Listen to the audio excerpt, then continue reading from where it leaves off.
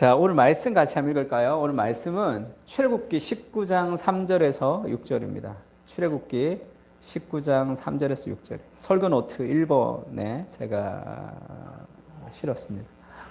제목 같이 한번 읽어볼까요? 제목 같이 읽읍시다. 시작.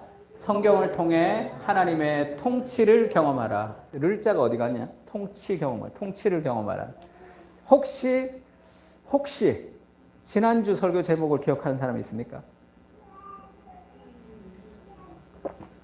성경을 통해 하나님의 아름다우심을 경험하라, 체험하라. 그게 이제 오늘은 성경을 통해 하나님의 통치를 경험하라. 다음 주는 성경을 통해 예수 그리스도의 아름다움을, 그 다음 주에는 성령님의 아름다움을, 그렇게 성경 안에 있는 삼위일체를 좀 이렇게 설교하려고 합니다. 하나님이 우리에게 말씀하실 때, 우리 성경을 읽기 전에 조금 생각해 볼 것은, 하나님 우리에게 말씀하시잖아요. 우리 성경을 읽잖아요. 왜 말씀하시냐고요. 하나님이 왜 우리에게 말씀하시는가 하면, 가장 기본적인 거는 하나님이 말씀하지 않으면 우리가 하나님을 알 수가 없죠. 왜? 죄인이기 때문에. 하나님으로부터 멀어졌기 때문에 우리가 하나님의 말씀하지 않으면, 계시의 종교죠, 기독교는. 하나님이 알려주지 않으면 우리가 알 수 없어요, 하나님을. 그래서 하나님이 우리에게 알려주시는 계시, 하나님이 알려주시는 건 너무 중요하죠. 그래서 하나님의 말씀을 우리에게 주신다는 것은 근본적으로 인간이 무지한 존재라는, 죄로 타락해서 하나님을 알 수 없는 존재라는 것이 베이스로 깔려 있습니다. 그래서 우리가 기독교 기본 진리 세가족반 할 때도 이렇게 얘기했죠. 왜 하나님 우리에게 말씀하시는가 하면, 인간의 죄와 무지로 하나님을 알 수 없기 때문에 하나님이 알려주시는 거죠. 그러면 알려만 주면 되는데 예수님은 왜 오셨냐? 알려만 줘갖고는 우리가 할 수 없는 거야. 알아. 우리가 하나님을 알지만 우리가 그렇게 살 수 없기 때문에 예수님이 이 땅에 오셔서 우리를 구원해 주셨다. 그래서 인간의 죄와 인간의 무지, 이것이 하나님 말씀하시는 것이다, 이렇게 얘기했습니다. 그러면 그렇게 우리가 구원을 얻었어요. 우리가 하나님을 알 수 없기 때문에 하나님이 알려주셔서 구원을 얻었어. 그럼 구원 얻고 난 다음에는 성경이 왜 필요한가를, 이게 무엇 때문에 필요한가라는 그 가장 본질적인 질문에 대답을 못하기 때문에 성경을 잘 안 읽게 되는 거죠. 구원을 얻었어. 근데 그 다음엔 하나님이 그 성경, 그 말씀을 통해서 왜 우리에게 말씀하시냐고요. 거기에 대한 대답이 오늘 출애굽기 19장 3절에서 6절입니다. 왜 말씀하시는지 같이 한번 읽을까요? 3절, 4절 같이 한번 읽어봅시다. 짧기 때문에. 모세가, 시작. 모세가 하나님 앞에 올라가니 여호와께서 산에서 그를 불러 말씀하시되, 너는 이같이 야곱의 집에 말하고 이스라엘 자손들에게 말하라. 내가 애굽 사람에게 어떻게 행하였음과 내가 어떻게 독수리 날개로 너희를 업어 내게로 인도하였음을 너희가 보았느니라. 세계가 다 내게 속하였나니 너희가 내 말을 잘 듣고 내 언약을 지키며 너희는 모든 민족 중에 내 소유가 되겠고 너희가 내게 대하여 제사장 나라가 되며 거룩한 백성이 되리라. 너는 이 말을 이스라엘 자손에게 전할지니라. 아멘. 하나님이 지금 왜 우리에게, 지금 우리의 이 말씀이 우리에게 어떻게 하나님이 원하시는가 하면, 가장 기본적인 구약으로 돌아가자면, 모세가 하나님 앞에 올라가는, 이게 시내산에 올라갈 때, 그래서 하나님이 모세를 불러서 말씀하십니다. 너는 야곱의 집에 이스라엘 자손들에게 말해라. 이 굉장히 중요한 이 이야기를 말해라. 왜 내가 출애굽했는지, 왜 내가 너희를 구원했는지를 알려주는 거죠. 내가 애굽 사람에게서 어떻게 행하였음과 내가 어떻게 독수리 날개로 너희를 업어 내게로 인도하였음을 너희가 보았느니라. 애굽의 10가지 재앙을 통해서, 그리고 6월절 어린 양을 통해서 구원했던 그 출애굽기의 그 모든 사건을 하나님이 딱 한 줄로 요약하죠. 내가 독수리 날개로 너희를 업어서 내게로 인도하였다, 이렇게 얘기했어요. 그 수많은 사건, 그런 수많은 일들을 하나님이 독수리 날개로 업어서 인도했다, 그렇게 표현했어요. 하나님이 우리에게 행하신 구원의 역사가 있습니다. 구원받고 나서 그 다음에 세계가 다 내게 속하였나니, 이 세계는 지금 이 월드예요. 온 세상이 하나님께 속한 거죠. 너희가 내 말을 잘 듣고 내 언약을 지키면 너희는 모든 민족 중에서 내 소유가 되겠고 너희가 내게 대하여 제사장 나라가 되며 거룩한 백성이 되리라. 너는 이 말을 이스라엘 자손에게 전할지니라. 그러니까 하나님이 구원하고 나서 율법을 주실 때, 신의 산에 지금 율법을 주시죠. 율법을 주실 때 구원하기 전에 율법을 주셔서 이 율법대로 사는 사람들을 구원하겠다고 얘기한 게 아니라 아무것도 모르고 형편없는 백성을 구원을 해놓고 구원하고 나서 율법을 주시죠. 율법과 성막을 주신단 말이에요. 그러면 구원받은 백성들이 하나님의 말씀을 통해서 어떻게 살아가야 되는 것을 통해서 하나님의 통치가 이루어지는 하나님의 공동체를 하나님이 원하신단 말이에요. 그것이 하나님이 율법을 주신 이유죠. 그래서 지금 이 구원받고 나서의 하나님의 말씀이라는 것은 하나님의 통치가 이루어지는 하나님의 공동체를 이루기를 원하는 거예요. 세상의 한가운데. 그것을 하나님의 나라라고 얘기하죠. 그것을 위해서 하나님이 우리에게 말씀해 주시고 그 말씀을 통해서 우리가 그것을 이루어야 된다는 것을 좀 알아야 됩니다. 근데 이제 오늘날의 사람들은 말씀을 통해서 개인의 삶의 어떤 유익과 개인의 삶의 어떤 목표를 이루기를 원하는 쪽으로 흘러가요. 그걸 개인주의 영성이죠. 개인주의. 그래서 우리가 늘 생각해야 될 게 우리가 긴 역사를 좀 생각할 필요가 있어요. 역사. 그러니까 잘 보면 이사야 시대에도 예배를 드렸죠. 이사야 시대에도 제사장이 있었고 성경을 읽었단 말이에요. 그런데 하나님이 그 이사야 시대에 너희의 예배와 제사는 마당만 밟을 뿐이라. 그러니까 너희의 그 제사가 냄새가 역겹다. 하나님 그렇게 얘기합니다. 그 예배도 있고 제사도 있는데 하나님 앞에 그것이 바르지 못한 시대였다는 거죠. 그리고 뭐 긴 역사를 봐도 교회사를 봐도 그렇게 뭐 그 십자군 원정을 통해서 많은 사람을 죽이거나 할 때 그렇게 잘못된 교회가 잘못된 행동을 할 때도 예배는 드렸고 성경은 읽혔습니다. 그러니까 오늘날도 우리가 이 개인적으로 내가 하나님의 말씀을 적용해서 내 개인을 위해서 어떻게 살아가야 될지 하는 그런 이 시대가 하나님 보시기에 긴 역사의 평가 속에서 이것이 굉장히 심각하게 잘못된 시대라고 평가될 수도 있다는 걸 좀 기억해야 돼요. 그래서 이 역사를 모르면 손발이 고생한다는 얘기가 있잖아. 똑똑한 사람은 역사를 통해 배우고 멍청한 사람들은 경험을 통해서 배운다고. 엄청나게 힘들면서 배우는 거죠. 역사를 통해서 본 사람은 이게 이렇게 되는구나. 내가 이렇게 하는 게 이게 인간의 본성으로 안 되는구나라는 걸 배우는데 그래서 하나님이 말씀을 주신 목적은 공동체를 위한 하나님의 나라를 만들기 위해서라는 것을 좀 기억할 필요가 있습니다. 에덴 동산에서 하나님이 처음 말씀하시죠. 에덴 동산에는 죄가 없었어. 죄가 없는 에덴 동산에서도 하나님이 말씀을 하신단 말이에요. 여호와 하나님이 그 사람을 이끌어서 에덴 동산에 주어서 그것을 경작하며 지키게 하셨어요. 그러면서 땅을 정복하라, 다스리라 이렇게 하나님이 말씀하시는 거죠. 그때는 성경이 없었지만 성경을 통해서 우리에게 얘기하는 것처럼 율법을 주시는 것처럼 죄가 없는 그 당시에도 하나님이 아담과 하와에게 말씀하셨단 말이에요. 왜? 왜 말씀하셨죠? 하나님이 삼위일체 하나님으로 존재하시는데 삼위일체의 사랑으로 충만하다 그렇게 얘기했죠. 그래서 삼위일체는 댄스다 그렇게 표현했습니다. 기억나는지 모르겠는데 서로가 서로를 향해서 춤추는, 그래서 삼위일체의 사랑의 연합을, 그 사랑의 연합이 충만해서 세상과 사람을 창조했어요. 그래서 하나님이 사람이 혼자 사는 것이 좋지 못하니 내가 그를 위하여 돕는 배필을 지으리라 그러면서 연합하기를 원하시죠. 그러면 이 땅 가운데 하나님이 결혼이라는 제도, 가정이라는 제도를 통해서 하나님의 삼위일체의 사랑 가운데 연합되는 것을 경험하기를 원하시는 거죠. 우리에게 그 사랑을 경험하기를 원하시고, 두 번째는 흙으로 들짐승과 새를 지으시고 아담이 무엇이나 부르나 보시려고 그것들을 그에게 이끌어 가시니 아담이 각 생물을 부르는 것이 곧 그의 이름이 되었더라. 이 일을 맡긴다. 명령을 하시죠. 그래서 하나님이 동산 중앙에 있는 나무의 열매를 내가 임의로 먹되 선하게 알게 하는 나무를 먹지 말라. 내가 죽으리라. 이 말씀도 율법이랑 똑같아요. 하나님의 말씀의 순종과 불순종을 통해서 인생이 결정되는 피조물로서 하나님 말씀에 순종하며 살아가는 백성이 되는 것은 다 똑같습니다.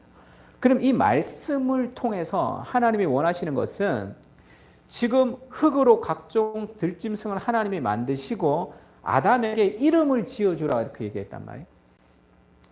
이거는 하나님이 창조 때 했던 행동이라고. 하나님이 빛이 있으라 하시고 하나님이 궁창을 나누시고 땅이라 칭하시고 이것은 밤이라 칭하시고 낮이라 칭하시니 하나님이 이름을 붙여주는 거잖아. 하나님이 창조하시고 하나님이 행하시는 하나님의 창조 행위죠. 그 하나님의 일하심에 동참시키는 거죠. 아담을 동참시켜서 하나님이 행하시는 그 아름다운 창조 행위를 함께 하기를 원하신다는 거예요. 그래서 사실 그 하나님이 에덴 동산에서도 말씀하시는 것은 두 가지죠. 하나님의 말씀을 통해서 하나님과의 교제를 통해서 충만한 사랑을 누리는 것. 하나님과 연합을 통해. 그 사랑은 반드시 일하게 되어 있습니다. 사랑은 일을 하게 되어 있다고. 하나님의 역사 안으로 우리를 초대해서 하나님의 일들을 우리가 행하기를 원하시는 거죠. 땅을 정복하라, 다스리라 했던 그 일들에 하나님 우리를 동참하기를 원하신대요. 그때 가장 삶은 행복해요. 그래서 일이라는 것은 굉장히 거룩한 것이다. 그렇게 우리가 일과 영성을 통해서도 공부한 적이 있습니다. 사랑을 하는데 가만히 있는 일은 없어요. 사랑을 하게 되면 반드시 일합니다. 사랑하는 대상을 위해서 내가 희생하고 내가 헌신하고 내가 일하는 것을 기뻐하게 되어 있어요. 하나님이 그것을 우리를 초대한 사랑 가운데 일할 수 있도록 하나님이 우리를 위해서 만든 겁니다. 그러니까 그 얘기 늘 했죠. 보아스가 룻이 결혼을 청했을 때 보아스가 너는 가만히 있으라 그러면서 달려가잖아. 달려가서 장로들을 불러서 그 모든 일처리를 다 하죠. 그 복잡한 일처리를. 왜냐하면 기업을 물러야 되면 자기가 아닌 더 가까운 친족이 있었기 때문에 이 사람이 그것을 거부해야지 그 다음에 자기 차례가 돌아오니까. 그리고 그것을 장로들을 모아서 이제 공적으로 이 공인을 받아야 되니까. 근데 룻에게는 가만히 있으라고 보아스가 달려가잖아. 그 새벽에 아침에 일어나자마자 보아스가 막 일하는 그런 모습들을 보이는 거죠. 그게 사랑이 일을 하는 거죠. 사랑은 그렇게 역동적으로 일을 하게 된다. 하나님 우리에게 말씀하시면서 하나님과의 관계 그리고 우리 안에서 그런 이 공동체의 연합과 사랑을 누리게 하고 그 우리의 공동체를 통해서 하나님의 역사를 이루시는 과정으로 하나님 우리를 초대하시는 거죠. 그렇지 않으면 말씀할 필요가 없겠죠. 하나님이 말했다는 것은 그 말은 반드시 무언가를 움직이고 결과를 맺는 거죠. 그리고 인간이 타락했지만 광야에서도 율법과 성막을 하나님 주시죠. 광야에서도 하나님이 율법을 주신다는 것은 구원받고 나서 주시는 거예요. 출애굽을 받고 나서 하나님 백성으로 어떻게 살아야 될지에 대한 율법을 우리에게 주십니다.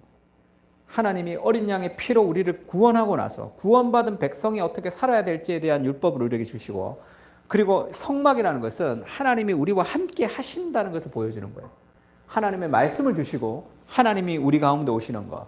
그래서 이 광야를 통해서 하나님이 이스라엘 공동체에게 정말로 원하시는 것이 하나님이 통치하시는 하나님의 나라예요. 그것이 에덴에서 꿈꿨던 하나님의 나라고 지금도 그 이스라엘을 통해서 하나님 꿈꾸는 하나님의 나라 그리고 지금 우리 교회를 통해서 꿈꾸는 하나님의 나라죠. 그래서 하나님의 말씀의 통치 하나님의 말씀이 통치하는 그런 세상이죠. 그러니까 지금 세상은 법치주의죠. 그러니까 법을 통해서 세상이 돌아갈 때 그 법에 맞춰서 다 살아가면 세상이 정말 아름답겠죠. 법이 좋다면 인간의 법이 완벽하진 않지만 그 법이 정말로 좋은 법이라면 그것을 우리가 다 아름답게 지키면 그것은 굉장히 아름다운 사회가 되겠죠. 법이 통치하는 비슷해요. 하나님의 말씀이 통치하는 세상. 근데 법은 우리를 변화시킬 수 없지만 하나님의 말씀은 사랑이라는 인격이기 때문에 그 인격적 사랑을 통해서 하나님의 말씀에 순종하는 공동체를 통해 하나님이 통치하시는 이 세상, 하나님이 통치하시는 나라를 만들고 싶으신 거죠.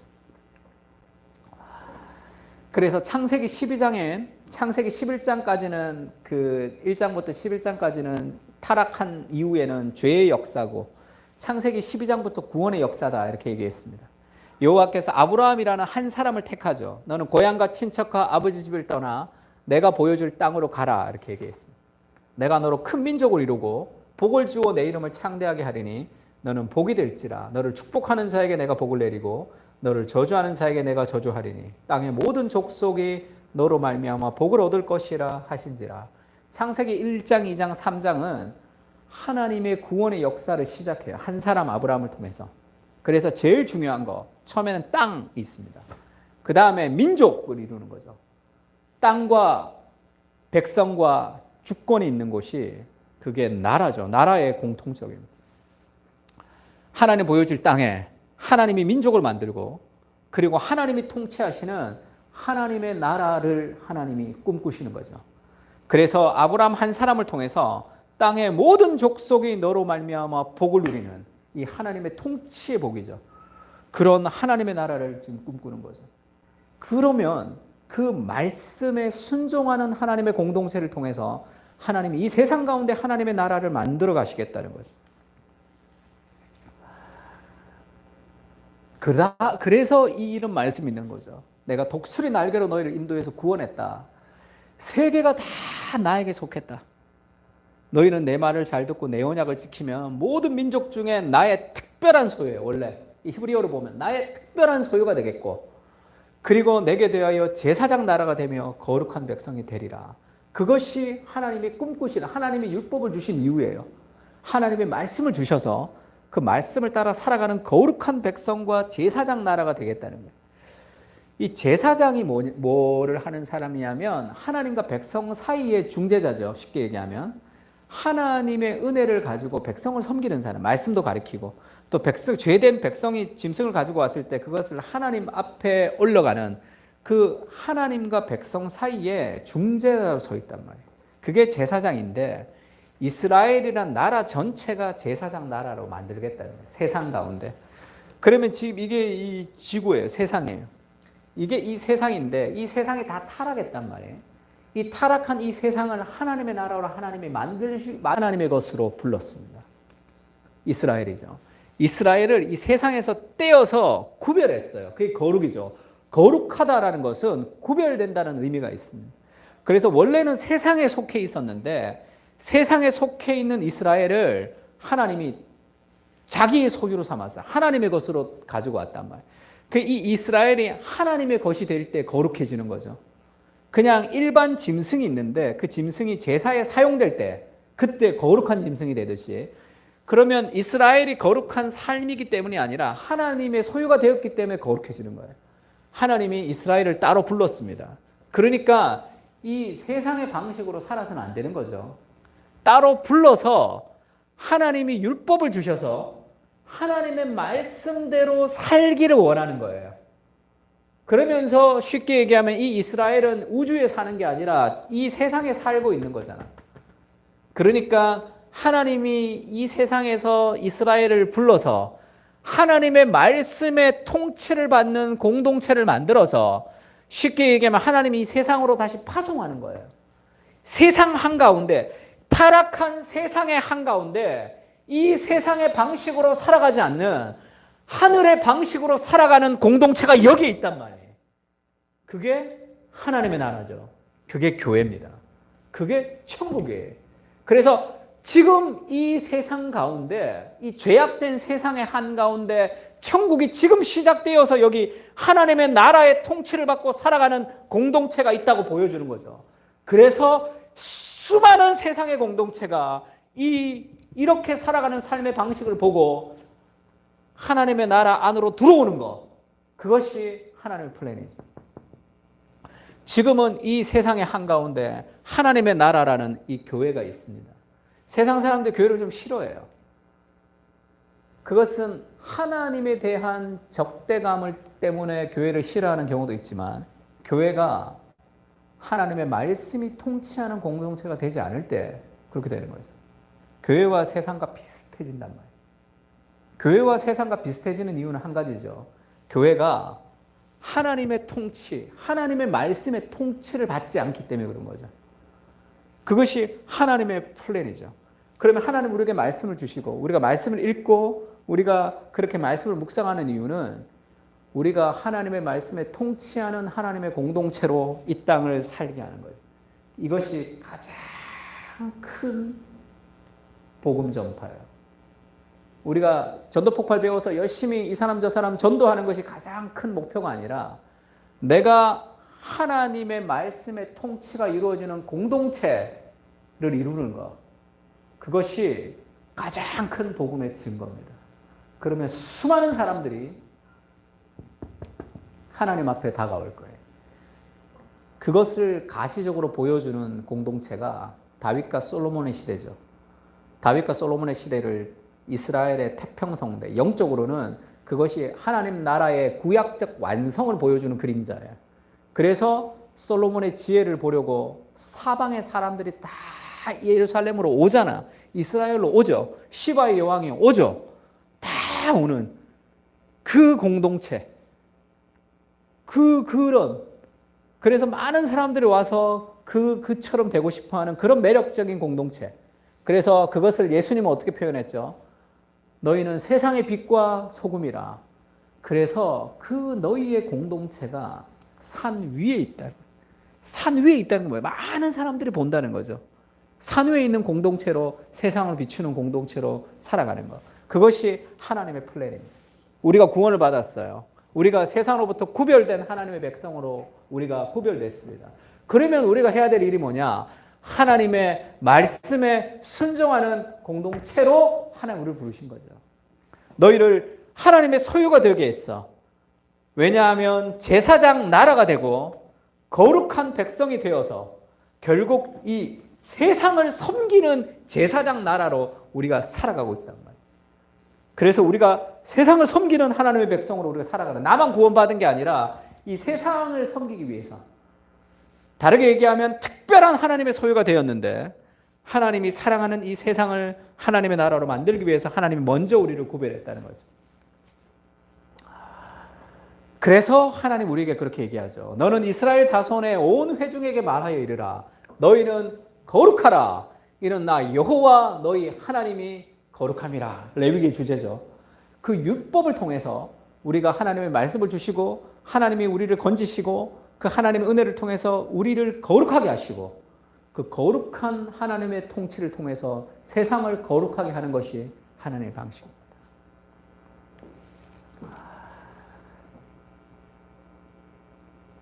그래서 하나님이 통치하시는 나라를 만드는 거죠. 그게 이스라엘이에요. 그게 교회입니다. 오늘날의 교회예요. 오늘날의 교회에는 세상의 방식으로 교회가 돌아가서는 안 되죠. 하나님의 은혜의 방식으로 교회가 돌아가야 되잖아요. 그래서 하나님이 우리 공동체를 통치하시는 것. 하나님은 어떻게 통치하시느냐? 그래서 지금 이 이스라엘이 우리 신명기에 보면 이스라엘이 사는 이 진이죠. 진을 배치하는 거죠. 이 진 배치에 한가운데 성막이 있잖아. 그럼 우리가 하나님의 통치 가운데 살아가는 하나님의 백성이라는 뜻이에요. 이렇게 살아갈 때 하나님의 임재 안에 우리가 살아간다고. 그 다음에 행군을 할 때는 법궤가 맨 앞에 가죠. 하나님의 말씀을 따라 우리가 살아가는 하나님의 말씀의 공동체죠. 이 성막의 한가운데는 법궤가 있잖아. 하나님의 말씀. 그 하나님의 말씀을 중심으로 하나님 말씀을 뒤따라가는 그런 공동체로 이루어지기 위해서 우리에게 오늘 말씀이 있단 말이에요. 하나님의 통치가 이루어지려면 어떻게 해야 되냐? 하나님을 사랑해야 되는데, 이스라엘아 들으라. 우리 하나님 여호와는 유일한 여호와시니 너는 마음을 다하고 뜻을 다하고 힘을 다하여 내 하나님 여호와를 사랑하라. 이것이 예수님이 말씀하시는 첫째 되는 계명이 여기서 나오는 거죠. 마음과 뜻과 힘을 다해서 내 하나님 여호와를 사랑하라. 이렇게 얘기해요. 쉐마라 그러죠, 이거를. 그러면 마음과 뜻과 힘을 다하여 하나님 여호와를 사랑하는 것이 무엇입니까? 물으시면 바로 6절에 오늘 내가 내게 명하는 이 말씀을 너는 마음에 새기는 거예요. 마음과 뜻과 힘을 다해 하나님을 사랑하는 것이 무엇입니까? 물으신다면 하나님의 말씀을 마음에 새기는 것, 이것이 하나님을 사랑하는 거예요. 하나님을 사랑하는데 하나님의 말씀을 읽지 않아요. 그것은 하나님을 사랑하는 게, 하나님을 사랑한다는 것은 하나님의 말씀을 사랑한다는 것이고, 하나님의 말씀을 사랑한다는 것은 그리스도의 몸된 교회를 사랑하는 겁니다. 그것이 다 연결돼요. 그리스도를 사랑하면 그리스도의 교회를 사랑하는 거예요. 그리고 하나님을 사랑한다는 것은 하나님의 말씀을 사랑한다는 것입니다. 마음과 뜻과 힘을 다해 하나님의 말씀을 마음에 새긴다는 게 뭐예요? 그 말씀을 묵상하고, 그래서 지금 이스라엘 사람들은 어릴 적에 성경을 외우는 이유가 뭡니까? 이 구절을, 이 말씀대로 살겠다고 성경 외우는 거예요. 마음에 새기려고. 미간에 붙이고. 근데 그런 외적 행위보다 더 중요한 것은 우리의 내면에 하나님의 말씀을 새겨야 돼요. 그러니까 말씀을 많이 열심히 말씀을 읽고 말씀을 묵상해서 하나님의 통치가 우리 가운데 이루어져야 되잖아. 하나님의 말씀이 우리 가운데 이루어지지 않으면 우리가 누구의 통치를 받는 거예요, 지금? 우리가 세상과 내 자신의 통치를 통해서 살아가는 세상 가운데 있는 거죠. 그러면서 내 자녀에게 부지런히 가르치며 집에 앉았을 때든지 길에 갈 때든지 누워있을 때든지 일어날 때든지 이 말씀을 강론할 것이며, 이 하나님의 말씀을 내 마음에 새기고 우리 가정 가운데 하나님의 말씀이 새겨지는 거예요. 부지런히 가르치며 집에 앉았을 때, 길을 갈 때, 누워있을 때, 일어날 때 말씀을 강론하는 게 뭐예요? 우리가 자녀에게 일어나면 말씀 막 얘기하고, 우리가 잘 때 말씀 얘기하고, 걸어갈 때 막 말씀을 귀에다 대고 막 얘기하고, 지금 그런 얘기가 아니잖아. 뭐 걸어가면서도 듣고 여러 가지 듣지만 지금 이게 뭐죠? 우리의 삶의 어떤 삶의 상황과 정황에 있든지 하나님의 말씀의 원리가 마음에 새겨진 대로 순종하며 사는 거죠. 길에 있든지 누워있을 때든지 일어날 때든지 내 삶의 모든 삶의 환경 속에서 나를 이끌어가는 내 삶의 세계관이 하나님의 말씀으로 판단하고 살아가는 삶의 세계관, 그것이 우리가 해야 될 가장 중요한 일이다 얘기하는 거죠. 하나님의 말씀을 마음에 새겨야 돼. 그리고 그것을 온 공동체 사람들이 마음에 새길 수 있도록 함께 말씀을 나눠야 되고, 우리 가정에 우리 자녀들이 어디를 보내든지 세상의 한가운데, 가나안 족속이 살아가는 세상의 한가운데 보내더라도 그 하나님의 말씀이 그들을 지키며 살아갈 수 있도록 하는 그러한 공동체를 만드는 것, 그것이 하나님을 사랑하는 거죠. 사도 바울이 마지막에 자기가 떠나가죠. 자기가 오랜 시간 자기가 가르쳤던 에베소 교회를 떠나야 되는 상황 속에 사도 바울이 예루살렘으로 이제 내가 순교하러 죽으러 간다.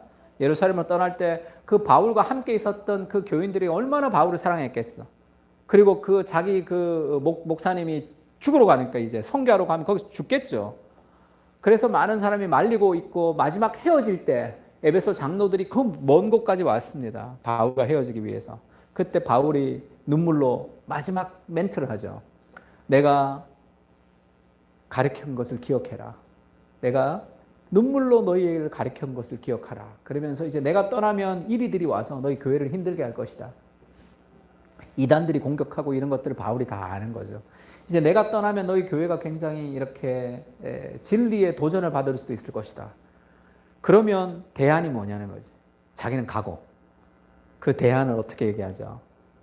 이제 내가 주님과 주님의 말씀에게 너희를 부탁하노니 그 말씀이 너희를 능히 든든히 지키시리라. 그렇게 얘기하죠. 내가 가지만 이제 수많은 이들이 와서 이 교회를 공격할 것이지만 그 삶에 그가 그럼에도 불구하고 가면서 그 삶의 당당한 이유, 그들을 지킬 수 있는 이유가 뭐죠? 내가 하나님과 하나님의 말씀에게 너희를 부탁한다는 거예요. 그 말씀이 우리를 지키는 거죠. 예전에 라보리, 셰퍼가 했던 라보리 한국 대표, 셰퍼라는 스위스에서 라보리라는 공동체를 만들었던 그런 사람이 있습니다. 거기서 수많은 회의주의자, 그때는 이제 그 회의주의가 이렇게 물결이 일어나던 시대라 젊은 사람들이 신앙을 많이 떠났어요. 그 라보리 공동체에 와서 셰퍼가 그 젊은 사람들과 대화하고 쉬면서 복음으로 돌아가게 했던 그런 기독교 변증 단체입니다. 우리나라 예수원 같은 우리나라 셰퍼의 한국에도 이제 그 지부가 있는데, 라브리 지부가 있는데 거기 대표했던 그 목사님이 성인경 목사님이라고, 자기 딸인가가 고등학교 때 유학을 가겠다고 그렇게 얘기했어요. 근데 유학을 보내면 유학을 가서 막 이상하게 된 신앙을 다 잃어버렸던 그런 사람들도 굉장히 많습니다. 어린 시절에 혼자 유학 가서. 그러니까 그 엄마 아빠가 좀 걱정될 거 아니에요. 그를 보내면서. 그러면서 꼭 가야 되겠냐, 가야 되겠다 그러니까 그럼 약속을 하나 하라 그러면서 그 충돌하는 세계관이라는 그 유명한 책이 있어요. 그게 이제 뭐 사회, 문화 그런 다양한 방식을 이제 기독교적인 관점에서 이렇게 다 변증했던 책입니다.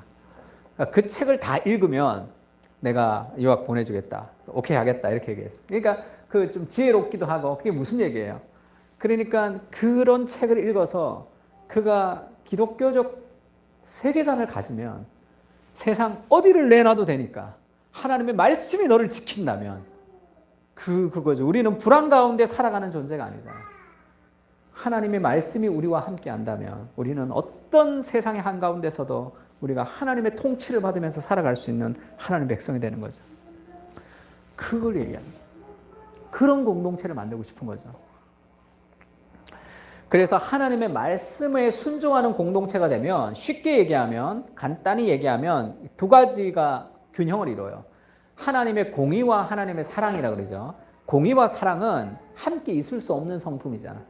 공의는 진리 가운데 심판해야 되는 것이고 사랑은 모든 사람을 품어야 되는 것이니까 하나님은 공의와 사랑의 균형을 이루시는 분이죠. 그래서 우리는 우리가 생긴 대로 내가 하고 싶은 대로 내 뜻대로 하면 늘 불균형을 이룰 수밖에 없어요. 늘 이랬다 저랬다 모순이 존재할 수밖에 없다. 그래서 하나님의 절대 진리 안에 우리를 맞추면 우리가 균형 있는 사람이 돼요. 왜 예수를 믿으면 신뢰감을 가질 수 있는 사람이 되느냐 하면 하나님의 말씀을 따라 순종하기 때문이죠. 그러면 이랬다 저랬다 하지 않잖아. 말씀을 따라 순종하는 사람이 되는 거니까. 그래서 출애굽기 23장 2절에는 이런 율법이 있습니다. 다수를 따라 악을 행하지 말며 송사의 다수를 따라 부당한 증언을 하지 말며 많은 사람들이 여론이 막 그렇게 크다고 내가 악을 행하지 말며 송사의 다수를 따라 부당한 증언을 하지 말라. 이런 것도 쉽지가 않아요. 직장생활 할 때 이런 것도 쉽지가 않습니다. 직장생활 할 때 이 의견이 맞고 이렇게 하는 게 되는 것 같지만 많은 사람들과 높은 사람들이 그것을 반대하면서 무언가 그것을 일했던 사람을 부정적으로 평가할 때 거기에 내가 변호를 해줘야 되는데 그 분위기에 따라 그 변호를 못 해줄 때가 있어요. 이 사람이랑 성실하게 일했는데 윗선에서 얘기하던 대로 성실하게 일했는데 내가 언제 그 얘기했어? 그렇게 얘기하면서 사람들이 다 그러면 사장님이 얘기하면 밑에 부장님, 차장님 다 그거 언제 그랬어? 언제 그랬어? 다 그래. 다 그랬는데 거기서 그렇게 얘기하셨습니다. 이렇게 그 사람 편을 못 들어주는 거죠. 그 분위기에서. 다수를 따라 악을 행할 때가 많단 말이에요. 그리고 분위기를 따라 쑥 할 때가 많죠. 그리고 와서 뒷담화만 하는 거죠. 그럴 때가 많잖아. 그게 인간의 삶의 본성이죠. 가난한 자의 송사라고 해서 편벽되이 두둔하지 말라. 가난한 자면 더 봐주고 부자라면 또 부자와 권력 있는 사람 앞에서 비굴하게 우리가 해서도 안 되지만 가난한 사람도 봐주지 말아야 되죠. 그러니까 그게 공의잖아. 그래야 하나님의 공의잖아. 가난한 자의 송사라고 해서 편벽되이 두둔하지 말라. 네가 만일 네 원수의 길 잃은 소나 나귀를 보거든 반드시 그 사람에게 돌릴지며 내가 아주 싫어하는 사람 원수의 길 잃은 소나 나귀를 보거든 우리는 그냥 지나치죠. 지나친단 말이에요. 안 찾아준다고 원수니까. 근데 그것은 하나님의 공의에 맞지 않는 거예요. 하나님의 공의에 맞지 않다고. 직장 상사가 아주 기분 나빠요. 아주 내가 그 사람 싫어해. 그러면 인사는 하지. 예수 믿는 사람이니까. 그러나 그 사람이 나를 못 봤을 때는 찾아가서 인사 안 한다고. 이렇게 쓱 지나갔는데 봤는지 안 봤는지 잘 모를 때는 모른 척 한단 말이에요. 그리고 내 뒤로 지나갈 때도 왔는지 알지만 사무실에 왔는지 알지만 내가 별로 좋아하지 않는 사람이라면 그냥 열심히 일하는 척해요. 모르는 척하죠. 그것이 하나님의 공의에 맞지 않다는 거죠. 하나님의 공의에도 맞지 않고 그건 제일 멍청한 짓이에요. 그건 아직 이 위치를 올라가 보지 못해서 그래요. 위에 올라가 봐. 다 알아요. 저 인간이 아는데 인사 안 하는지 아니면 일부러 안 하는지 다 알아. 뭐 그 사람도 그 단계를 거쳐서 거기 갔을 거 아니야. 왜 그렇게 마이너스가 되는 일을 왜 해? 다 마이너스야. 그거는 뭐 말씀을 떠나서도 마이너스야. 더 적극적으로 인사해야 되죠. 네가 만일 너를 미워하는 자의 나귀가 짐을 싣고 엎드러짐을 보거든 그것을 버려두지 말고 그것을 도와 그 짐을 부릴지니라. 이것이 하나님의 공입니다. 나의 감정을 따라 왔다 갔다 하는 게 아니에요. 왜 내가 싫어하는 사람, 내가 미워하는 사람의 나귀가 짐을 싣고 엎드러짐을 보거든 아이고 꼬방시다 그러는 게 사투리인가? 아이고 꽃이다 이러잖아. 아이고 잘됐다 그렇게 생각하잖아. 그럴 줄 알았다. 그게 아니에요. 우리는 그렇게 살아가는, 그건 인간의 본성을 따라 살아가는 세상의 방식이고, 하나님의 방식은 하나님의 말씀에 순종하는 방식이에요. 내가 싫어하고 좋아하고에 상관없이 우리가 그것을 내가 마땅히 해야 될 그 일들을 하나님의 이름으로 행하는 겁니다. 부부 관계도 마찬가지고, 결혼 관계도 마찬가지죠. 내가 사랑하고 싶을 때나 사랑하고 싶지 않을 때나 내가 좋아질 때나 좋아지지 않을 때나 내 감정에 상관없이 사랑을 선택하는 거예요. 그것이 언약적 사랑이죠. 어떻게 그럴 수 있습니까? 하나님이 그러시잖아요. 우리를 그렇게 사랑하시잖아요. 하나님이 내가 행한 대로 나를 사랑하셨으면 우리는 지금 여기 안 있었겠죠. 하나님이 끝없는 사랑을 우리를 사랑하시잖아요. 나의 행위와 상관없이 한결같은 사랑을 우리를 사랑하시는 그 하나님의 그 사랑이 우리에게 있기 때문에 우리가 그것을 조금씩 흉내내는 거죠. 그래서 이것을 요구하시는 것은 하나님이 이렇게 우리를 사랑하시기 때문에 그렇죠. 내가 거룩하니 너희도 거룩하라 얘기하시잖아요. 하나님의 공의를 이루는 거예요. 그럼 이것만 있으면 되냐? 그렇지가 않죠. 하나님의 사랑이 있어야 돼요. 칼같이 늘 하나님의 공의. 나는 절대 나쁜 소리 안 해. 난 바른 소리만 해. 그러면서 계속 바른 소리만 하는 사람들 있죠. 그런 사람 치고 가까이 가고 싶지가 않아요, 사람들이. 내가 어디 틀린 말 했나? 틀린 말은 아니지만 경우에 합당한 말은 은쟁반에 아로 새긴 금사과라고 때가 있는 거죠. 그 때를 놓치는 거죠. 자기 기분대로 얘기할 뿐이에요. 네가 만일 너와 함께한 내 백성 중에서 가난한 자에게 돈을 구워주면 너는 그에게 채권자같이 하지 말며 이자를 받지 말 것이며 네가 만일 이웃의 옷을 전당 잡거든 해가 지기 전에 그에게 돌려보내라. 뭐 이자를 빌려주고 전당을 잡는 것도 필요하겠죠. 돈을 주지 않을 때. 그러나 이웃의 옷을 전당을 잡았어요. 너무 가난해서. 그러면 해가 지기 전에 그에게 돌려보내야 돼. 그것이 유일한 옷이라. 그것이 그의 알몸을 가릴 옷인즉 그가 무엇을 입고 자겠느냐. 그가 내게 부르짖으면 내가 들으리니 나는 자비로운 자임이니라. 그 사람이 내 돈을 빌려갔어. 돈 떼먹어. 돈 줘야 되니까. 그걸 내가 그 사람 옷을 저당 잡았어. 돈 줄 때까지 이걸 안 주겠다. 근데 그 사람이 밤에 잘 때, 추울 때, 덥고 잘 그 유일한 것을 빼서 내 돈을 받기 위해서 계속 그를 힘들게 하는 것 자체를 하나님이 기뻐하지 않습니다. 그가 기도할 때 내가 듣는다는 거죠. 나는 자비로운 하나님이라. 그러니까 이 하나님의 율법, 하나님의 말씀은 기계적인 질서가 아니에요. 세상의 법과 이스라엘의 율법은 다르단 말이에요.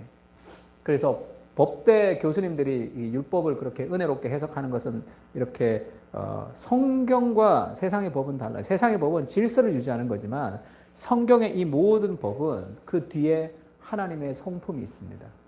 하나님의 성품의 반영이에요. 그래서 하나님을 사랑하고 인격적으로 하나님을 만난 사람들이 이 율법을 제대로 지킬 수 있습니다. 그래서 우리가 하나님의 말씀을 지키면 하나님의 성품이 우리의 공동체 안에 드러나는 거예요. 내 안에 하나님의 성품이 드러나면서 하나님을 닮아간단 말이에요. 우리가 어떻게 거룩해지느냐? 하나님의 말씀에 순종함으로 거룩해져요. 왜냐하면 하나님의 성품이 드러나거든. 내가 지금 이 말씀대로 하나님을 사랑하면서 지키면 저 사람 참 환경이나 여건에 흔들리지 않고 균형을 잡고 참 진리를 말하는 사람이구나. 근데 또 한없는 사랑과 자비를 가지고 사람들을 섬기는 사람이에요. 그게 얼마나 균형된 삶이에요. 그냥 성품적으로 칼 같은 사람은 자비롭지가 않아요. 성품적으로 무른 사람들은 끊어야 될 때 끊지를 못한다고. 그래서 주위에 있는 사람들이 고통받죠. 동네 사람들은 다 좋아해, 그 사람은. 가족들 다 고생해. 그런 사람들이 많죠. 이 균형을 이룰 때 얼마나 매력적인 사람이 되는 거예요, 삶 속에서. 하나님의 성품이 반영돼서 내가 하나님을 닮아가는 사람이 되는 거죠. 왜냐하면 하나님의 율법은 하나님의 성품에 반영해요. 지금 이것은 개인의 윤리뿐 아니라 공동체의 윤리죠. 그래서 이 공동체가 하나님의 말씀에 순종하는 공동체가 되면 이 공동체가 하나님이 통치하시는 하나님의 나라가 된단 말이에요. 그것을 하나님이 원하시는 거죠. 하나님의 말씀의 원리가 우리가 그 순종을 통해서 우리가 진리 가운데 사랑 가운데 균형을 이루는 공동체가 될 때 그 이스라엘이 하나님이 통치가 이루어지는 하나님의 나라가 되는 거죠. 그렇게 하나님이 세상 가운데 하나님의 일들을 우리 가운데 이루고 싶단 말이에요. 근데 그럼 이걸 우리가 어떻게 실천할 수 있습니까? 마틴 로이드 존스 목사님이 산상설교를 보면 그런 말씀이 있습니다. 심령이 가난한 자는 복이 있나니 천국이 저희 것임이라. 산상설교가 아주 은혜롭죠. 그래서 누가 그렇게 얘기했대요. 예수 믿을 필요 있나? 교회를 다니면서 그냥 산상수훈 대로 살면 돼. 그러면 돼. 이렇게 얘기해. 간디가 그렇게 그걸 추구했다 그러던데. 그때 마틴 로이드 존스 목사님이 그렇게 얘기했어요. 예수님이 나를 산상설교로부터 구원했다. 이렇게 얘기했습니다. 그게 무슨 얘기냐면 산상설교의 가르침, 모든 율법의 가르침은 우리를 심판으로 몰아넣죠. 우리는 그렇게 살 수 없는 존재라는 걸 깨닫는 거예요. 하나님의 말씀을 지키면 하나님이 원하시는 공동체가 되는데 문제는 우리가 그 말씀을 못 지키는 거예요. 우리가 어떻게 이걸 다 어떻게 지켜요? 그 율법 어떻게 지켜요? 그러니까 그 율법은 우리에게 엄청난 짐이 되는 거죠. 근데 그 예수 그리스도가 산상설교의 폭행으로부터 나를 구원했다는 거예요. 심령이 가난한 자는 복이 있나? 나는 심령이 가난할 수가 없어. 애통하는 자는 복이 있나니? 나는 그렇지 않아. 온유한 자는 나는 온유하기야. 온유한 자는 복이 있나니 땅을 기업으로 받을 것이며 나는 온유해서 땅을 기업으로 받지 않고 부동산을 그냥 그대로 땅을 받고 싶은 사람이잖아. 그렇게 복을 받을 수 없는 존재죠, 나는. 그래서 율법을 지키지 못하는, 그러니까 율법은 우리를 고통스럽게 한다고. 그것을 우리가 지킬 수 있는 그 힘이 어디서 오느냐? 그것이 복음에서 오는 거죠. 예수 그리스도가 그것을 다 행하셨다는 거예요. 우리를 대신해서. 그것을 다 지키시고 다 행하심으로 그 그리스도의 은혜가 우리에게 있기 때문에, 그 하나님의 사랑이 우리에게 있기 때문에 우리가 이제 그것을 지킬 수 있는 사람으로 되는 거죠. 복음의 은혜가 우리를 그렇게 만들어 간단 말이에요. 왜냐하면 내가 그 사랑을 받기 때문에 그렇죠.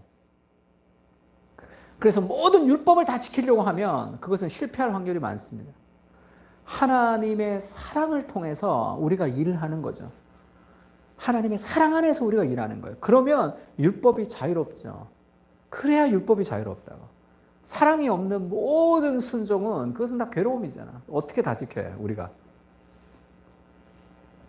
그래서 우리가 복음의 실천에 있는 공동체가 되는데 너희의 짐을 서로 지라 그래야 그리스도의 법을 성취하라 이렇게 얘기해요. 이것은 굉장히 어려운 일입니다. 율법을 지킨다는 것은. 예전에 저희 교회에 다단계를 시작하는 그런 친구가 있었어요. 그거를 막 사람들한테 막 하기도 하고 막 그랬습니다. 그래서 제가 이제 따로 좀 불러가지고 이 물건을 소비하는 것으로 돈을 벌 수 있다는 그 생각이 주는 좀 위험성. 그리고 이제 그게 교회 안에서 그것이 이제 그 섬김의 대상이 아니라 영업의 대상이 되게 되면 그것은 또 굉장히 어려운 그런 일들을 발생하고 있는 거죠. 그래서 뭐 보험을 하시는 분들도 굉장히 신앙이 좋으신 분들은 교회에서 막 영업 활동을 하고 그러진 않죠. 필요한 사람들에게 도움을 주지만 그렇게 하지는 않는 것을 어떤 신앙의 윤리로 지키고 살아가는 거죠. 그래서 그것이 주는 어떤 위험성, 그리고 그것이 그렇게 이제 그 사람들이 원하는 것만큼 그렇게 이제 그게 되지 않고, 그리고 내가 그것을 원하는 방식이 뭔가 큰 돈을 벌고 싶어 하는 그런 욕구로 시작이 되는 거라면 그 자체가 주는 동기의 위험성에 대해서 쭉 얘기했습니다. 그러니까 이제 그것이 이제 이런저런 얘기를 하다가 그게 이제 마음에 이제 확 이제 들지가 않으니까 이제 어떻게 보면 나를 공격하기 위해서 자매가 그렇게 얘기했어요. 그러면 내가 돈 못 벌면 목사님이 우리 집 책임질 수 있습니까? 그렇게 딱 물었어. 그럼 이거 하지 않겠다. 그러면 안 하려면 내가 안 하겠지만 내가 안 해서 우리 집 돈 못 벌면 목사님 그 책임질 수 있냐는. 왜 내 직업을 하라 안 하라를 목사님이 얘기하시냐. 그 얘기를 듣고 며칠을 잠을 못 잤어요. 아, 왜 나한테 무례할까? 그런 생각이 아니에요. 그렇지. 만약 뭐 이걸 하고 안 하고를 떠나서 그 집이 망했다고 생각해봐. 극단적인 예지만. 그럼 내가 그 친구를 우리 집에 와서 살게 하면서 내가 받는 사례를 떼면서 그렇게 도와줄 수 있는가? 나한테 물어본 거죠.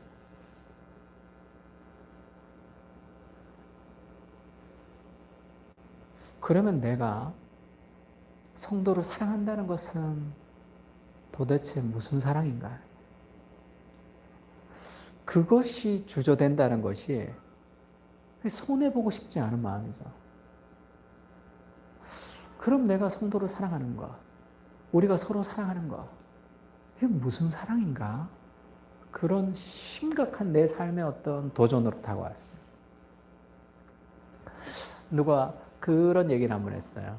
이 코로나 시대에 힘들어 실직하는 사람이 많다는 거. 그래서 이제 복음을 이제 선포했는데 그 사람들에게 정말 복음은 모든 것을 변화시키는데, 그러면 이 목회자가 설교를 통해서 그 사람들 실직한 지금 실직해 있는 사람들에게 복음을 통해서 어떻게 그를 변화시키고 힘을 줄 수 있는가? 그게 고민이다. 그런 얘기를 한번 들었습니다. 물론 복음을 통해서 그 사람의 마음을 일으킬 수는 있죠. 그러나 설교라는 복음을 통해서 세상이 그 사람이 변화되는 게 아니죠. 복음을 실천하는 복음의 공동체를 통해서 사람이 변화되는 거예요. 실직했어, 누군가. 코로나로 문을 닫았어.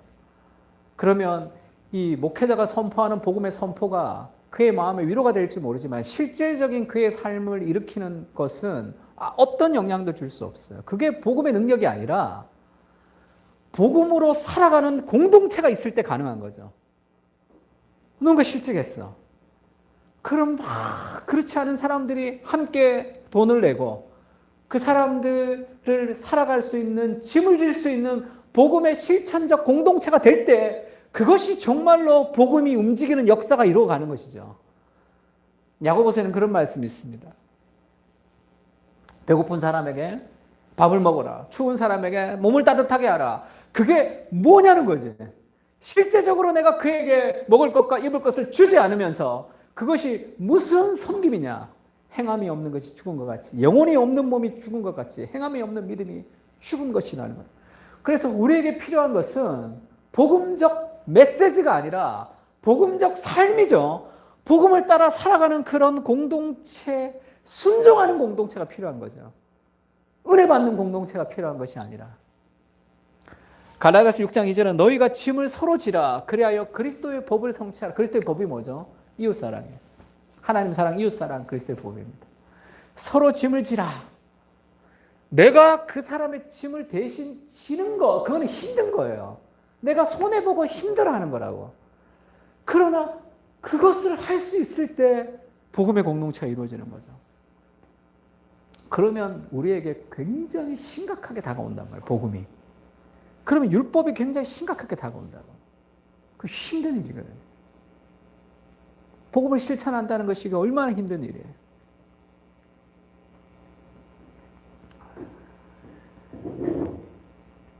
우리가 초대교회로 돌아가자 할 때 초대교회의 특징을 그렇게 얘기합니다. 믿는 무리가 한 마음과 한 뜻이 되어 모든 물건을 서로 통용하고 자기의 재물을 조금이라도 자기의 것이라 하는 이가 하나도 없더라. 사도들이 큰 권능으로 주 예수의 부활을 증언하니 무리가 큰 은혜를 받아 그 중에 가난한 사람이 없으니 이는 밭과 집 있는 자를 팔아 그 판 것의 값을 가져다가 주니 그들이 사도들의 발 앞에 다 두었더라. 그렇게 끝나죠. 이 초대교회의 모습, 우리가 초대교회로 돌아가자, 우리 교회가 초대교회로 돌아가자 할 때 그 초대교회가 어떤지를 성경은 짧게 요약하죠. 말씀의 공동체였죠. 기도의 공동체였죠. 전도의 공동체였죠.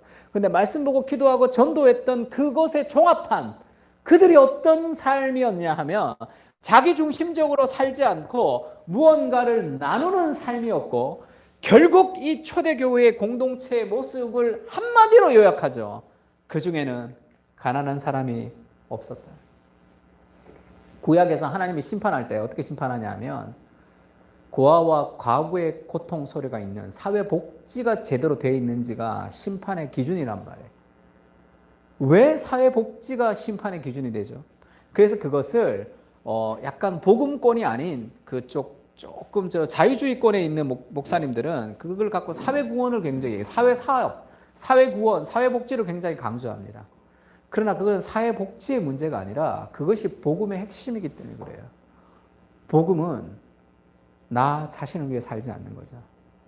그리스도가 자기를 위해 살지 않은 것처럼 부유한 그분이 가난해지시면 가난한 너희로 부유하기 위함이라는 그 그리스도의 복음의 은혜를 받은 그 사랑에 물든 사람은 자기도 그리스도처럼 내 삶을 내어드리며 살아가는 공동체가 되기 때문이죠. 그래서 그 이스라엘 공동체에 가난하고 소외되고 힘든 사람이 있다는 것은 결국 복음을 따라 살지 않았다는 결과란 말이에요. 그래서 하나님이 심판할 때 너희 말씀을 많이 받냐, 기도를 많이 했냐, 너희가 예배를 드렸냐로 심판하지 않아요.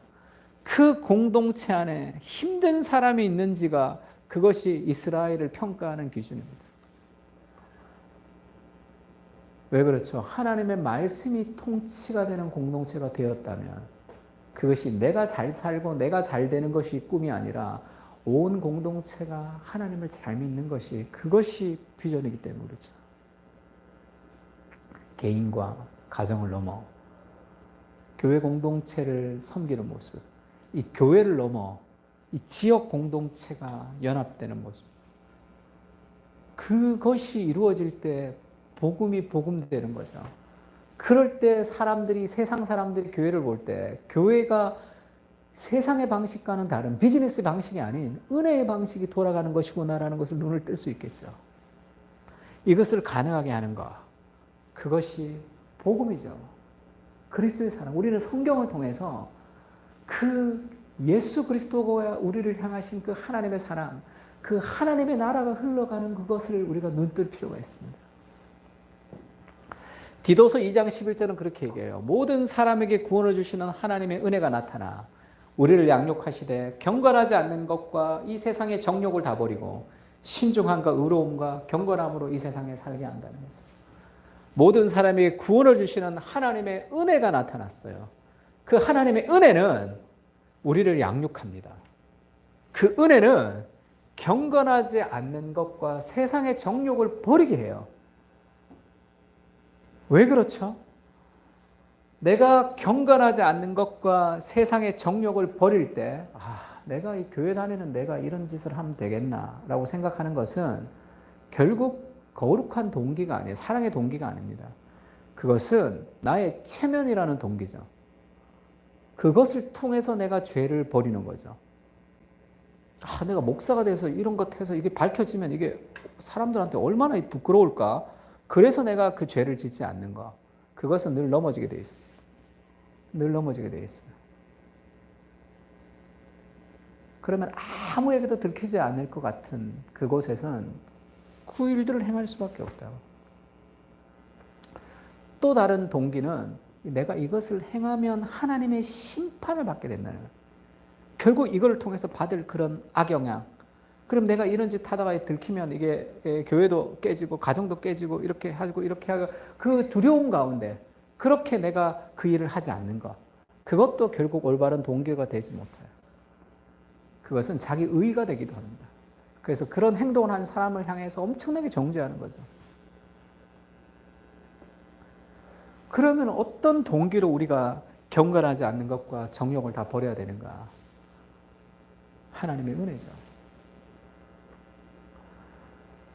예수님이 나를 사랑하시고 예수님이 나를 위해서 십자가에 못 박혀 죽으신 그 하나님의 사랑을 깊이 경험할 때 그 하나님의 사랑을 배신하고 싶지 않는 거죠. 내 사랑하는 사람들의 마음에 고통을 주고 싶지 않단 말이에요. 그 사랑이 내가 그것을 좋아하고 안 좋아하고를 떠나서 우리가 그것을 버리게 한단 말이에요. 그리고 결국 그 사랑이 우리가 그 죄를 미워하는 사람이 되는 거죠. 그 죄를 싫어하는 사람이 된다고. 그 얘기 한번 한 적 있죠. 40몇 년을 담배를 폈어요. 그 사람이. 그래서 얼마나 골처냐면 뭐 매일 담배를 몇 갑씩 피는 거죠. 그래서 담배를 끊었더니 가려움이 생겼어. 왜 그러냐 하면 니코틴을 계속 피니까 이 혈관이 좁아 들어가잖아. 근데 그 40년을 피다가 그거를 끊었더니 혈관이 이렇게 이제 수축이 되니까 피가 빨리 흐르잖아. 그러니까 막 온몸이 다 가려운 거야. 그 정도로 니코틴에 중독이 됐는데 끊었습니다. 왜냐하면 자기 부인이 폐암으로 죽었거든. 자기 부인이 폐암에 걸리면서 얼마나 후회했을까. 담배도 피지 않는 사람이 왜 폐암에 걸리냐고. 다 자기 때문이죠. 그 얼마나 후회했겠어. 자기 부인이 그렇게 죽고 그 담배를 피는 것이 그 담배를 피면 담배가 쓰겠어? 그렇지는 않겠죠. 그러나 그 담배 그 자체에 대해서 그 피는 것 자체에 대해서 얼마나 싫은 감정이 올라오는 거야. 그걸 저주하고 싶은 감정이 막 올라오는 거죠. 그게 자기 사랑하는 대상을 향한 사랑이 더 크기 때문에 와이프 죽거나 말거나 상관없이 나는 이걸 계속 즐긴다는 것은 자기중심적인 생각이겠죠. 그렇게 죄에 대한 저주가 생기는 거예요. 죄를 싫어하는 마음이 생긴단 말이에요. 그 사랑이 우리를 죄를 끊게 하는 거죠. 그래서 하나님의 은혜가 우리를 완전히 다 모든 것을 다 변화시키는 거죠. 그 은혜는 우리를 경건하지 않는 것과 정욕을 버리게 합니다. 그리고 그 은혜는 그 사랑은 신중함과 의로움과 경건함으로 세상을 살게 한단 말이에요. 왜냐하면 그 하나님의 은혜가 있을 때 우리가 그런 삶을 살 수 있기 때문이죠. 복음의 공동체. 복음은 개인적인 하나님이 우리에게 말씀하시는 그것은 우리 개인의 무언가를 성취하기 위해서 우리에게 말씀해 주지 않고 작게 얘기하면 우리 교회 공동체를 하나님이 통치하시는 공동체로 이기를 원하시는 거예요. 서로 용납하고 서로 사랑하고 하나님의 공의와 사랑이 있는 그런 순종의 공동체로 만들어서 여기가 하나님의 나라의 통치가 이루어지는 곳이 된단 말이에요. 그때 우리를 통해 하나님이 일하시는 거죠. 하나님의 말씀을 읽고 하나님의 말씀을 묵상하면서 우리는 그 하나님의 은혜를 좀 경험할 필요가 있습니다. 그분이 나를 어떻게 대하셨는지에 대한 그 은혜가 깊을 때 우리는 복음을 실천하는 공동체로 살아갈 수 있는 거예요. 어떻게 그렇게 가능할까? 그게 복음의 능력이죠. 우리를 내어주고 우리를 나눠주고 그가 고통하는 것을 내가 함께 지며 그가 기뻐할 때 내가 함께 기뻐하는 그러한 공동체가 되는 거예요. 그것이 우리가 꿈꾸는 삶의 비전이고 하나님이 우리에게 원하시는 삶의 비전이죠. 너희는 제사장 나라가 되며 거룩한 백성이 되리라. 그렇게 하나님의 통치가 우리 가운데 이루어져요. 하나님의 말씀을 우리가 읽고 있는데 열심히 읽고 그 말씀에 읽는 것으로 끝나서는 안 돼. 순종하는 거죠. 그런데 그 순종도 어떻게 해야 돼? 내가 순종하겠어. 내가 우리 공동체를 하나님의 나라로 만들어버리겠어. 그렇게 하면 자기 의가 된단 말이에요. 그렇게 되지도 않을 뿐더러 나 같은 놈은 안 돼. 이렇게 생각하거나 아니면 조금 되면 교만해지는 거죠. 하나님의 사랑을 깊이 경험하는 거예요. 하나님의 사랑. 사랑은 우리를 움직입니다. 그 복음이 우리를 움직이죠. 그러면 사람들이 그렇게 묻겠죠. 야, 너 어떻게 그런 일을 했냐? 그러면 이게 내가 한 게 아니에요. 나는 그런 걸 할 수 없는 존재니까 하나님의 은혜가 그것을 하겠다. 우리가 그렇게 고백하는 거죠. 그렇게 하나님의 말씀이 통치하는데 나를 통치하고 우리 가정을 통치하고 우리 교회를 하나님의 말씀이 통치하는 그러한 공동체가 되는 것. 그것을 위해서 예수님이 십자가에 죽으셨고 하나님이 지금도 간절히 바라시는 거죠. 그렇게 되면 얼마나 좋을까. 제가 오늘 오면서 중학교 때 불렀던 찬양이 생각이 났는데 주 여호와가 통치하시네 라는 찬양인데 이걸 내가 수학여행 가면서 친구랑 이제 기차 타고 수학여행 갔나 그랬는데 그 친구가 교회 찬양팀 하는 친구였어요. 근데 그 친구가 기타를 우리가 갖고 왔는데 찬미 예수인가 하여튼 그런 찬양 중에 야, 이 찬양 중에 너 아는 거 있으면 누가 더 많이 아는지 내게 하자 그랬어요. 그래서 뭐 찬양 네가 이 찬양 알고 저 찬양 알고 그러다가 내가 몰랐던 찬양인데 그 친구가 이걸 불러줬어요. 근데 그때 내 마음에 주 여호와가 통치하신다 할 때 그것이 이렇게 확 마음에 와닿았어요. 그때 제가 교회 가는 걸 우리 집에서 많이 반대하고 이럴 때라 좀 어린 마음에 좀 힘들어할 때인데 주 여호와가 통치하신다. 하나님이 통치하시는 거죠. 주님 발 앞에 모두 나와 무릎 꿇고 경배드리네. 그 하나님이 인자하신 헤세드죠. 우리를 끝없이 사랑하시는 동일하게 사랑하시는 그 하나님의 사랑이 우리 가운데 임하신다는 그런 가상. 같이 한번 기도합시다. 오늘 말씀을 좀 생각하면서 하나님의 말씀을 읽고 묵상하고 주님이 통치하는 공동체로 살아갈 수 있도록 주님 도와주십시오. 주님의 말씀에 순종하지 않는 시대로 우리가 살아가는데 주님 우리를 위해 목숨을 버리셨던 그리스도의 사랑을 하나님의 말씀 가운데 우리가 깊이 경험하며 그 은혜로 순종할 수 있도록 그 복음의 은혜로 순종할 수 있는 순종의 공동체 될 수 있도록 은혜를 부어주시고 그래서 우리 공동체를 통해 우리 가정을 통해 우리 개인을 통해 하나님의 임재가 드러나는 그런 공동체가 될 수 있도록 같이 한번 기도했으면 좋겠습니다. 다 같이 한번 기도하겠습니다.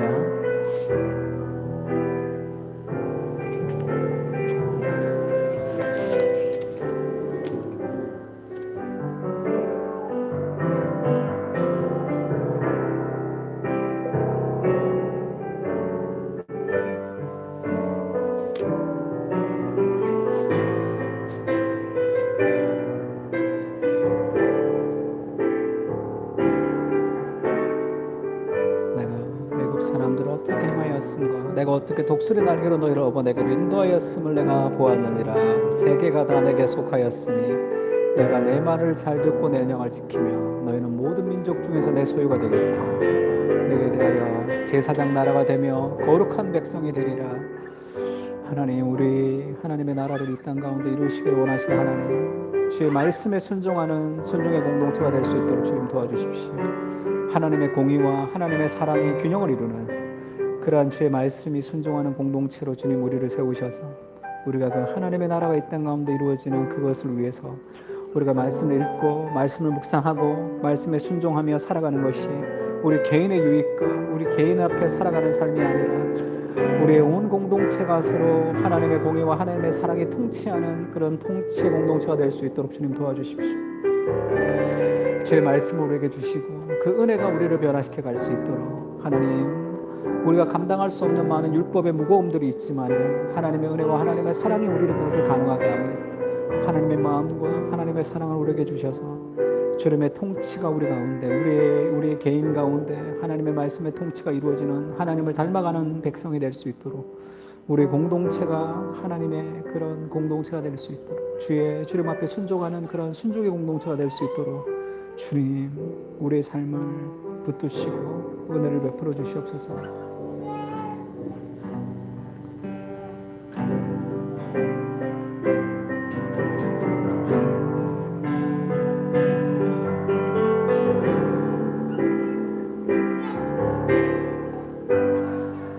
하나님, 오늘도 우리에게 말씀해 주시고 하나님의 말씀을 통해서 우리를 거룩한 공동체로 세우기를 원하시는 하나님의 사랑과 하나님의 공의를 기억합니다.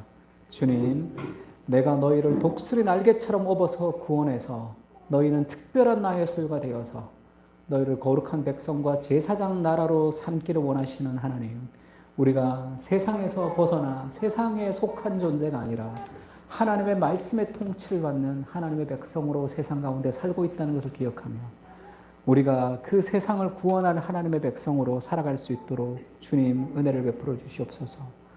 하나님의 율법을 지키기가 어려운 우리의 인간적인 힘으로 그것이 우리를 정죄하며 우리를 심판으로 몰아넣는, 우리가 그것을 지킬 수 없는 연약한 인생이지만 그리스도의 복음과 하나님의 사랑이 그것을 가능하게 하는 것을 우리가 믿습니다. 주님의 사랑으로, 하나님을 사랑함으로 우리가 경건하지 않는 모든 모양들을 버리고 우리가 하나님 원하시는 삶의 방식을 따라 살아갈 수 있도록 주님 도와주시옵소서.